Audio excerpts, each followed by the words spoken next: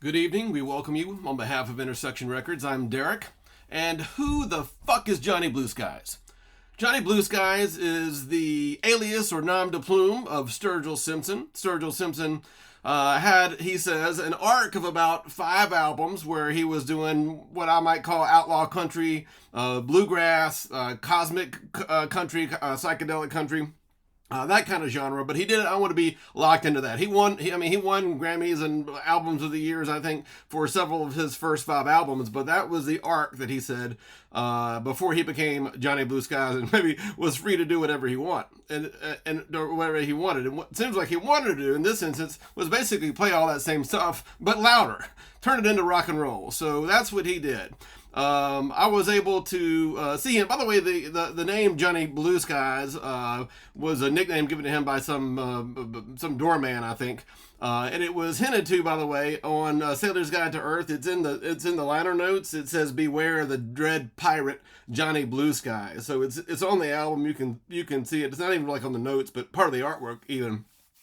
So I've been unable to see him. A long time ago when he was first coming out, he came to Proud Larry's, but I had to go to Disneyland with my kids the next day, or Disney World, so I knew better than to even try to do both of those. I had tickets to see him with Stapleton, but it was a COVID casualty, so that was canceled. He played in Brandon, Mississippi not too long ago, and I didn't even know to the week of, and it was 3 hours away, so I didn't go. So I was finally able to get to see him. And it was great. We got tickets the day of. We saw him at the Lander Center in Southaven, Mississippi. I've been familiar with him. I know I don't know all the words to the songs. I don't know all the names to the songs, but I'm familiar with most of his catalog. And on April 11th, 2015, he played at the Lander Center. It was about an 8,400 capacity venue. Again, as a whole, half of it was half of it was full. So plenty of room. We got tickets in a horseshoe of an arena, and we could have moved around. The folks I was with did not want to move around, so we just kind of stayed put, which is kind of disappointing because there were no screens out there. So I'm like, oh, we'll be back here. We'll be able to see screens. No, there were no screens. So we just kind of stayed put. And I wish we'd have moved around a little bit.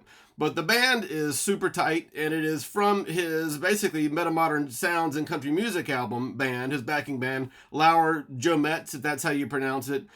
Kevin Black on bass, Miles Miller on drums, and they added keyboardist Robbie Crowell. So, if you look on his website in the FAQ, I was trying to figure out who the band members are. It asks on the FAQ of his website, what does it mean if you're on time? What does if you're on time, you're late mean?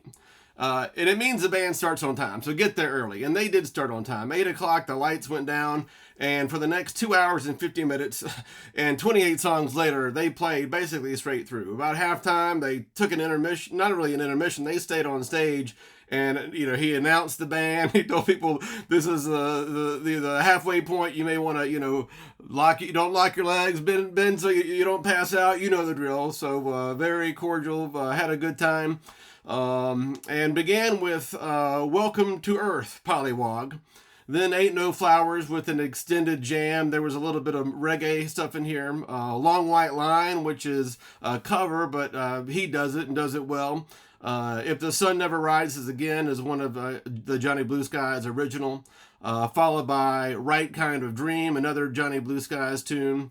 "All Said and Done," Voices, and then he does a cover of "Midnight Rider" by the Allman Brothers. I thought he was teasing it, but they went out and played the whole thing, so that was pretty cool as an Allman Brothers fan. From there, they did "Water in a Well," they did "Mint Tea," they did "Brace for Impact." Then they did "The Promise," a When in Rome cover, into Procol Harum's "Whiter Shade of Pale." And I've heard this is on his set list for all the live stuff he's been doing. But that band is super tight. The drummer's tight. The bassist is tight. The guitar player, pedal steel player. They maybe even had a horn. I think they had a horn out there as well.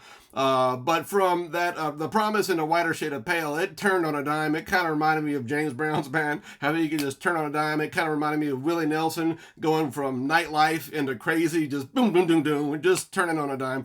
And it was that was pretty cool. And he does that in a lot of his live shows. I Don't Mind was next, followed by A Little Light. Living the Dream, one of his next tune, one of his popular ones, Turtles All the Way Down. I Have to Be Crazy was next, Stephen Fromhol's cover. Scooter Blues.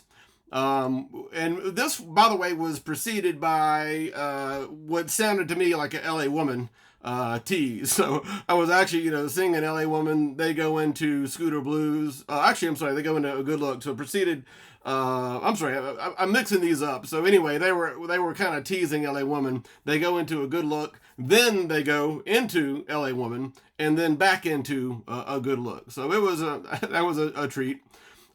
Just Let Go was next. One for the Road rather. Jupiter's Ferry was next. Railroad of Sin. Fastest Horse in Town. The Best Clockmaker on Mars, another one of his popular ones. With the Bulls on Parade tee. So overall, this was fantastic. Again, you don't see many people playing 2 hours and 50-minute sets. I think Taylor Swift may play a little bit longer, but everybody else is going to be taking a break for the most part. So that was pretty cool to see somebody go that long. The band was great.